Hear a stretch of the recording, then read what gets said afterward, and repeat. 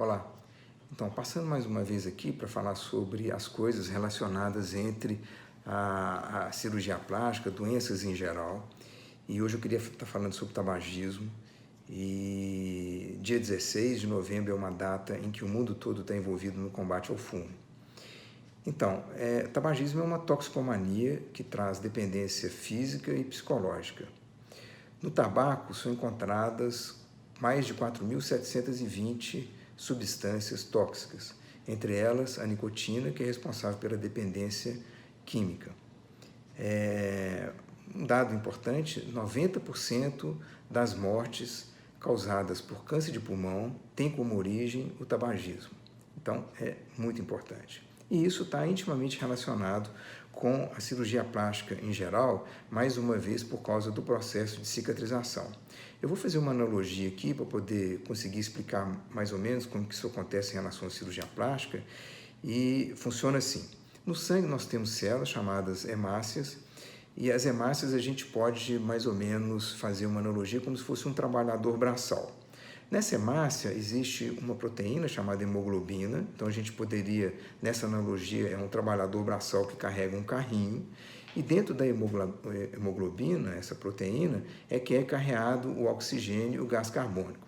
Então imagina a hemácia como um trabalhador braçal que vai até o pulmão com um carrinho, enche de oxigênio, vai até as células, despeja esse oxigênio, pega o gás carbônico e leva para o pulmão para esse gás carbônico ser eliminado.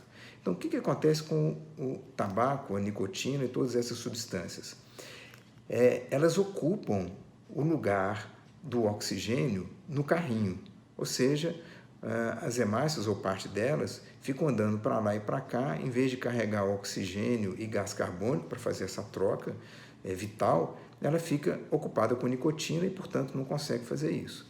O que quer dizer que, em geral, os pacientes fumantes têm uma baixa oxigenação dos tecidos. O que isso quer dizer? Que na hora de uma cirurgia, quando ocorre um trauma, em especial na cirurgia plástica, que a gente faz cirurgias com grandes descolamentos de retalhos, por exemplo, na plástica facial, que a gente faz um descolamento do retalho, nas abdominoplastias, que a gente faz um descolamento do tecido, né? Então, a circulação tem algum grau de comprometimento, que no paciente saudável não tem problema nenhum. Ele, tendo uma reserva fisiológica de oxigênio, ele vai cicatrizar bem, não vai ter problema. Mas no fumante, pode ser, e acontece com relativa frequência, que o oxigênio seja insuficiente para fazer uma nutrição adequada desse tecido, e esse tecido morre. É o que a gente chama de necrose.